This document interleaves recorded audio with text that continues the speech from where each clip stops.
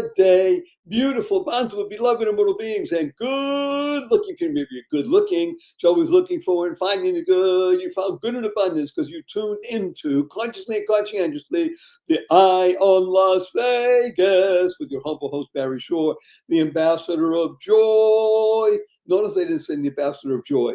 The ambassador of joy. And you tune in because, in this show, we speak about the three fundamentals of life. And when you follow these three fundamentals, you'll be happier, healthier, and wealthier. Who doesn't want that? Three fundamentals are, number one, life. Your life has purpose. When you lead a purpose-driven life, the result is you go mad. That's number two. MAD is a great acronym that stands for make a difference. Lead a purpose-driven life, you make a difference in the world. And the third is to uncover the power and the secrets of everyday words and terms. You're going to hear a lot of words from a very articulate, wonderful being today. And I just want to make mention, I speak to people, I'm blessed, I speak to people all over the world every month, at least a couple of million people. And I do things in person. Recently, I spoke to a group, 1,172 people. And of course, whenever I mention two words anywhere in the world, Las Vegas, people lean in, open up their ears and their eyes. They want to know more because Las Vegas is the essence of energy, of enterprise, of enthusiasm. Yes, we have gambling, sex, all that. It just goes together. It's a place that is unique in the world. I just say one quick thing. If you take the entire population of New York City and everything around it, the entire population of Chicago and everybody around it, the entire population of Los Angeles and every single being around, add them all together, doesn't come up to the number of people that come to Las Vegas in a year. 41 million people come here because it's a place that's happening. And speak about happening, here's one of the most interesting happening beings that you'll ever get a chance to meet. Ready? 1, 2, 3, everybody. Meet wonderful Rabbi Sanford Akselrad. It's good to be here. Thank you so much. You can hear it, you can feel it. If you're privileged to be watching as well as listening, you'll see this amazing, bountiful, beatific being looking at you. And I don't just mean me. He's good, he's skillful, he's fun. So I am privileged to say that to a very close mutual friend, Rabbi Akselrad has agreed to be in the show today. And I wanted him here for a number of reasons, in addition to the fact that he is fun and upbeat and pleasant. He has been the leader of a flock, a Jewish flock, F-L-O-C-K, called Ner Tamid. It's a synagogue here in the area. Well, we call it Henderson. It's part of the greater Las Vegas area. He has been in the desert for 37 years serving, very much akin to a biblical figure. Moses in the desert for 40 plus years, dealing with Jewish people. As that is an intro, let's just jump right in. First of all, Rabbi Akselrad, as you pointed out to me, and very important, you have retired from the position of being the rabbi at Ner Tamid. You are not Rabbi Emeritus. So first of all, what does that mean? What is a rabbi? What do you do? And why are you even talking about things like joy? Well, a lot to unpack there. First, once a rabbi, always a rabbi. But from my formal position at Congregation Ner Tamid, I have retired. And to honor me in my retirement, they gave me the title of Rabbi Emeritus, which means they still love me. They made an office there for me. And, as I'm able to help from time to time, I'll be there for them and vice versa. Okay, so let's just take a look at something. I hope that emeritus means more than an office. Maybe it's an envelope with a check in it or something. Are you telling your listeners to send me some shekels? Is that like a Snoopy sales thing? Take one shekel, put it in an envelope, and send it to my Akselrad. It's a very nice way to do it. So let's take a look. We had discussed something prior to you coming on because I want to be aware of you. You're a good sounding board and fixture in the greater Las Vegas basin, we'll call it. And it is a desert, let's be blunt. It's very hot in the summer, very beautiful 9 months out of the year. And you came here decades ago when it wasn't the vibrant sea that it is today. It was always an interesting place. It wasn't as vibrant as it is today. Tell us what it's like as you see it changes either in attitude or in institutions or people that you've known? You can drop some names over the past 37 plus years. Well, it's been a great career. And to be frank, when I first came here, a lot of people said, Akselrad, you're going to Vegas? Like, why would you go there? My own father, of blessed memory, who was a very distinguished rabbi, said, you're going to Vegas? Go to California, go to Redondo Beach, go to Illinois, Champaign. Those are 2 openings. But Vegas intrigued me because, quite frankly, my wife was intrigued. She was from Reno. She's an only child. And she thought, well, that's getting me closer to my family. We had a little girl, 1.5 years at the time. So I checked it out. And it was a small little temple, about 50 families at the time. We've grown considerably over the last 37 years. But there was potential. And I came with a handshake deal for a 1-year contract. A lot of people said, why'd you do that? I said, I don't know. What if I don't like it? What if they don't like me? We'll know within a couple of months, and then we'll renegotiate. And that's what happened. So here I am nearly almost 40 years later, 37 and a half. I want to make a mention of something. I'm going to tell you a quick little story, and then Chris will talk about Vegas. So people call it Vegas. Everybody in the world knows it as Las Vegas. Okay, some people call it Vegas. In the body, there is a very important nerve that really helps regulate the entire composition of your physical structure. And it's called the vagus nerve. The vagus nerve. You didn't know? Okay, if you didn't know that, I'm helping you. I did not. Look it up, everybody. VAGU. To quote Johnny Carson, I did not know that. Okay. The vagus nerve, VAGUS. It is such an important nerve. It is fundamental to your functioning. So when people say go to Vegas, so I'm just going to do a quick story. I came to Henderson, which is part of the Las Vegas Basin, 4 years ago. We lived in Venice Beach, California, right by the water. The synagogue that we went to was the last or the first, depending on how you look at it, synagogue in continental United States. Walk out the door, you're at the beach. Okay, there for 45 years. We came here 4 years ago. When we moved here, a friend of mine was saying to me, you ready for this? Because we're moving from Los Angeles area. Yeah. You're going to Las Vegas? Sin City? Can you go there? Okay, he didn't know the area. Sanderson is unique. And I looked at him and I say, do you realize where we live now? We live in a place called Hollywood, which dominates the world in terms of entertainment. That the culture that is dominated by Hollywood is a culture that is far more devastating in a negative way than Vegas will ever be. So I want you to, if you'd be so kind, because I know something about you that I want you to speak about, and everybody should hear. We're right now in the year 2025.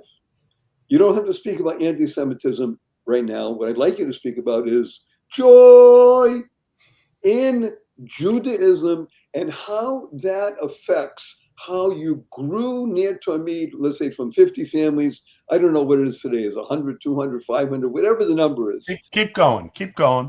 But yeah, so how does joy figure into my philosophy is what you're asking. Well, I'm about just a little shy of 68 years of age. So count backwards, and you'll know that when I was growing up, there were 2 pillars of Judaism. One was Israel, and the other was the Shoah, the Holocaust. That was really what shaped American Judaism and perhaps world Judaism.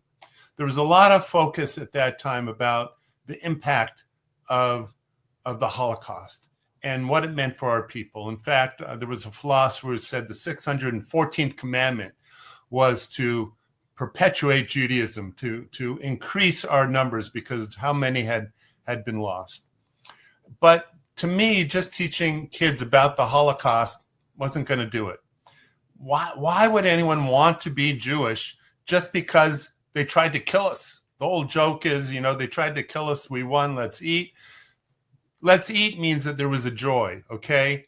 Let's eat, let's be merry, let's be happy. Not because they tried to kill us, but because that's what survival is about. It's about living Judaism. And so my philosophy was to teach these kids to be proud to be Jewish. And so early years, State of Israel, 6-Day War, Yom Kippur War, all of that, Golda Meir, Abba Eban. What a time of Jewish pride. Now, we can get into Israel now, and now it's Israel. It's complicated. But the idea of Jewish pride and its tie to the fact that Jews now had a homeland and we're not, beggars on the street, we're not nomads. That was a source of also joy. And I think to a large extent, it still does. Jewish pride is at the center of everything I've sought to teach and preach over the years. And unpack something. So first of all, I'm deeply touched. And I want to wrap it for me, if you'd be so kind, allow me, and then you can comment. When you said that the two pillars were something called the Holocaust, and if everything you want to know about Rabbi Akselrad, and there's a lot to know. It's in the show notes. Don't have to write anything down. Just go to the show notes and listen to it again, because he's a great guy. And you're going to learn stuff. The Holocaust is about death, about destruction. Yes, it has a survival element to it, because thank God there were a few people that survived. However, to use that as a process to attract people and say, come and learn about how we were chased down and mutilated and shot. Why would you do that to children? That's number one. So I love that you understood right in the pit of your tummy that a better way to describe Judaism, which is the most vibrant religion in the world. And how do I know I can make that statement? Because we've been here for 3,500 years. Okay, you don't get to do that unless you got some stuff happening. Mojo, right? Oh, actually, I like that. Mojus. Okay. Moju. Yeah, Moju. So the other piece that you mentioned, the State of Israel, you're right. It was a unique time to be able to see a country that existed only in people's minds for almost 2,000 years, let's say 1,900 plus years, because we were exiled. It wasn't that we were never there. That was our homeland. It's like the book, what is the book from Mr. J.R.R. Tolkien, the trilogy, The Lord of the Rings. Lord of the Rings. What is the Lord of the Rings? The king comes back to regain his kingdom. He's been exiled, he's away. J.R.R. Tolkien was a very religious Christian man. He understood that was the process of what was happening with the Jewish people. So I just love, you hear me, Rabbi Akselrad? I love what you did. And the proof of it is, I don't know the numbers, but you say keep going. So 600, 700, whatever the number of families is, it's big. And it's not just that number, it's generational. Is that right? You've touched generations. When they hired me, they thought, okay, this guy, he was 30 years old. How long is he going to stay? A year, 2 years, then he'll be on to bigger pastures. And I told him then, which was, I want to be a family rabbi. I want to be there to be with you when your kids are born. I want to be there at the time of death and everything in between. And that was one reason why I stayed is all for the majority of my career. That is what brings me personal joy. And I think it's paid off. And so, I think it's... So let me interrupt you, because we're going to go to a commercial break, because we have people who love the show and they support it. And we wouldn't have long and think you're worthy of your time. However, I just want to say that motivation from you touched thousands and thousands of people. We'll be right back after this brief message and more joy from Rabbi Akselrad. Don't go away.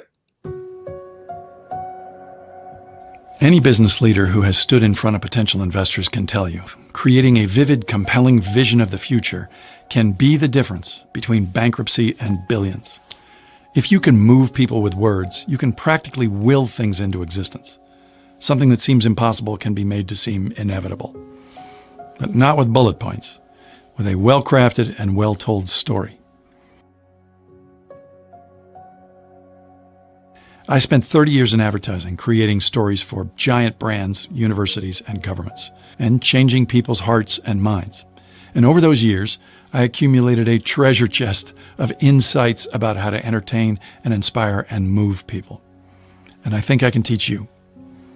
Can you think of a tool more powerful than human speech? See how your value changes when you start to master the oldest human art form.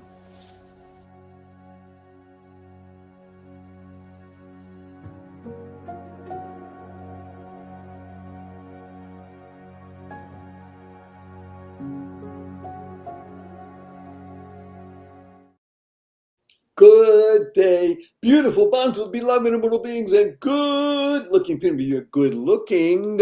She's always looking for and finding the good. We found good in abundance. Our cup runneth over with good. His name is Rabbi, even that's not his real name. He is a Rabbi, Sanford Akselrad, Sandy to friends, Axe to the close ones. And we're talking about joy and about influencing and touching the very essence of human beings in their families. And that's what he's done. He's been here in the Las Vegas area for almost 40 years. And I can tell you, he's a madman. He's made a difference. That's what MAD stands for. Rabbi Akselrad, I'm going to give you an interesting acronym for the word joy. You ready? Go ahead. Shoot. Journey of you. Journey of youth or you? You. Journey of you. Joy. The ultimate joy is your journey, isn't it? I'd say that's part of it.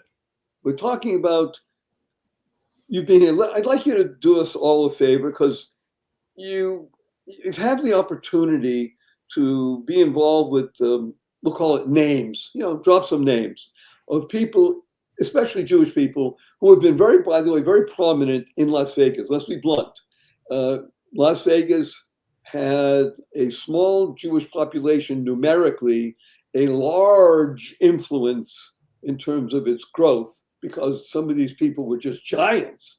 I mean, they rolled the dice, as it were, and they did things and built stuff that it's hard to even imagine, like the Venetian or the Wind. So if you become just a couple of anecdotes, if you would, just because everybody loves that kind of stuff.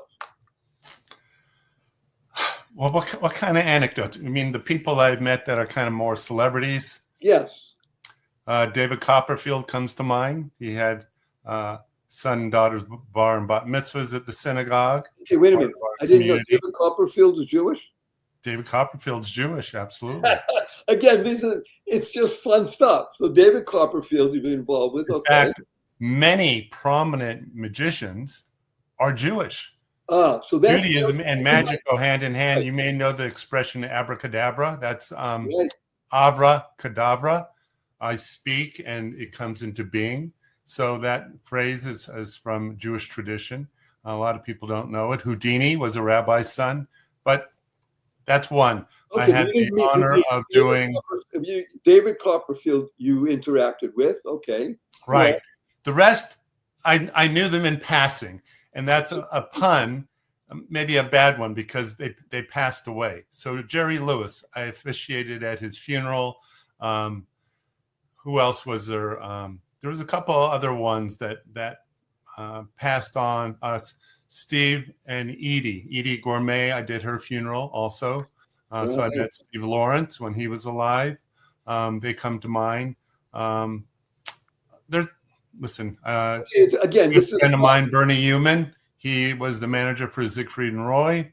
The list, I don't want to say goes on and on, but I've had the opportunity over the years to meet some interesting people. And again, this is the beauty of a place called Las Vegas, which really is a desert, and it's made to bloom. And again, it's a place of energy. Positive, purposeful, powerful, pleasant energy. Yes, of course, whenever you have stuff like that, you got all kinds of other fringe stuff. Rabbi was attractive to some of these named people because of his channeling of goodness. He's a cog. That's what I call you, a channel of goodness. Thank you. I think one observation I just want to share with people. We put these folks on a pedestal. But when you get to know them, guess what? They all put one shoe on, one at a time, just like all of us. They all have their source. They all have their joy.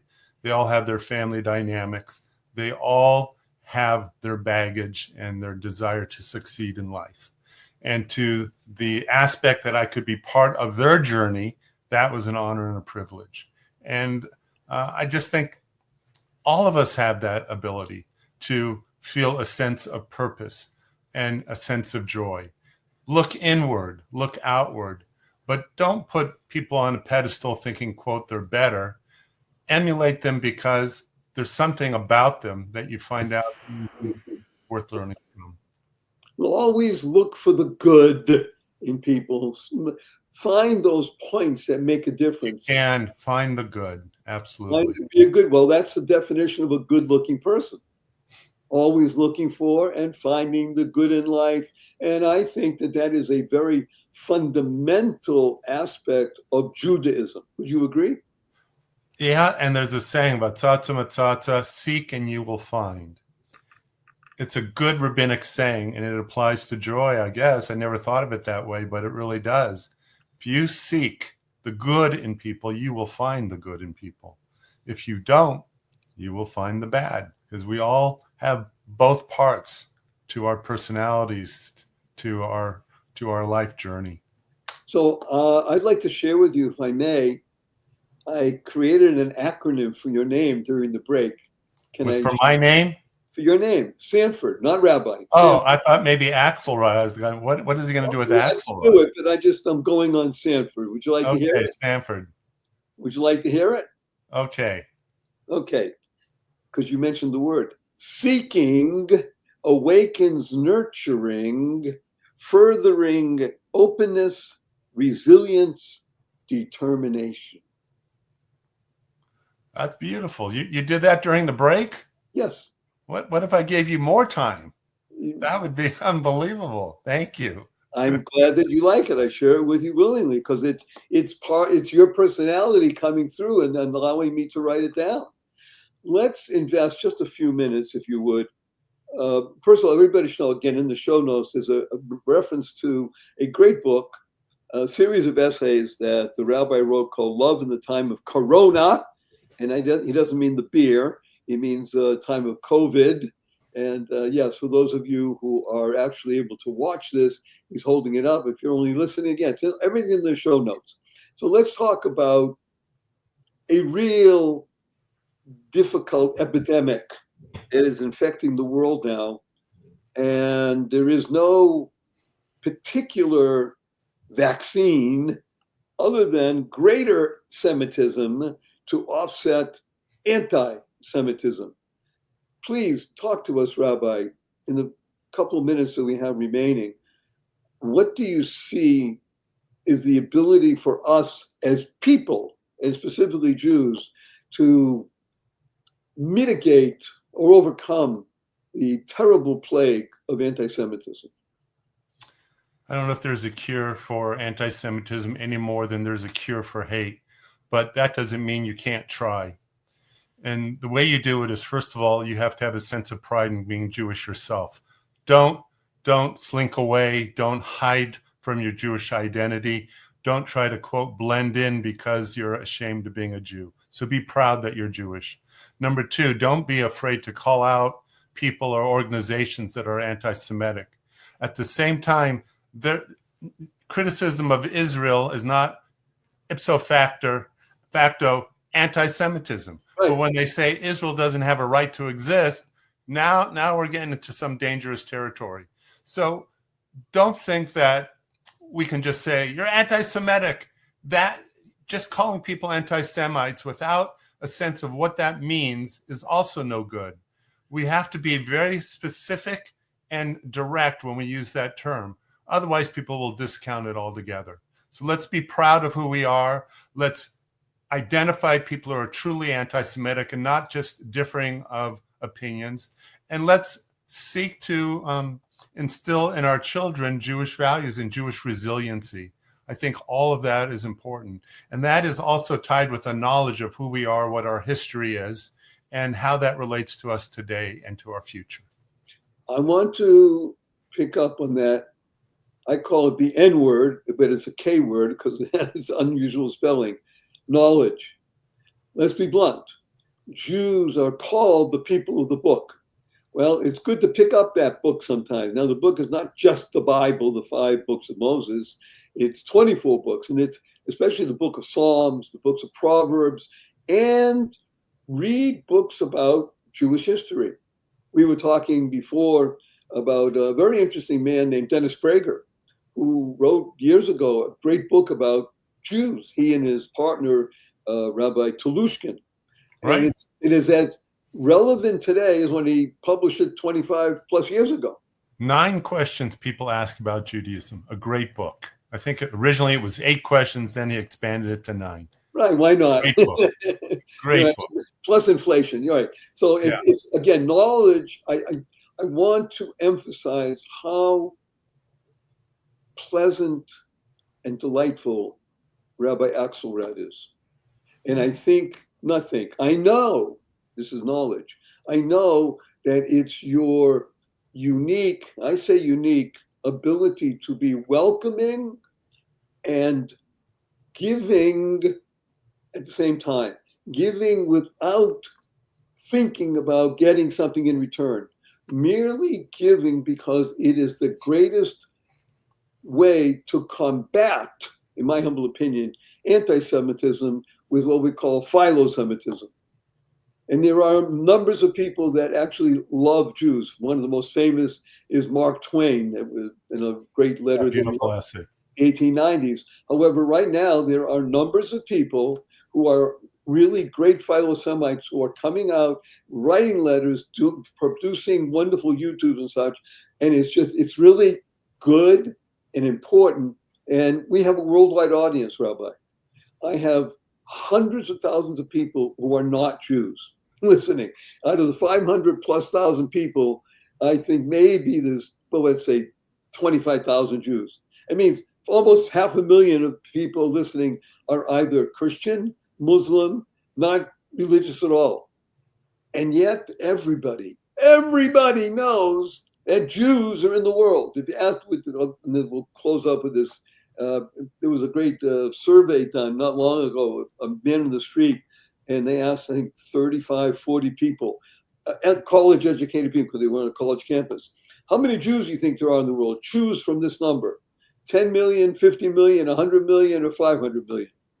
There wasn't one of the 35 people supposedly college educated that guessed under 100 million. Yes. They're we have had an outsized impact on the world. Yes. And I think that's important for people to know. When people hate Jews and then they hate what Jews do, well, what are we going to do? You won't have voicemail. You won't have Intel's microprocessor. You won't have cures for a lot of diseases and vaccines for polio. Right. The list goes on and on. Okay, so we can't go on at the moment. However, I do have 3 quick questions for you, Rabbi Akselrad. Are you ready, sir? We're ready. Number 1, will you come back again? Sure. Thank you. That's my name. Will you come back again? Number 2, Rabbi Akselrad, you have only 80 seconds to answer this question. What is your most fervent desire? My most fervent desire is to live a life of purpose and meaning. What you just witnessed, everybody, and listened to, was the ability for a rabbi to answer in about 10 words and stop talking. Very good. And number 3, Rabbi Akselrad, may I give you a hug in front of 521,917 people around the world? Let's go for it. Okay, let me tell you what hug stands for. Ready? All right. Heartfelt, unlimited, giving. Here we go. 2, 3.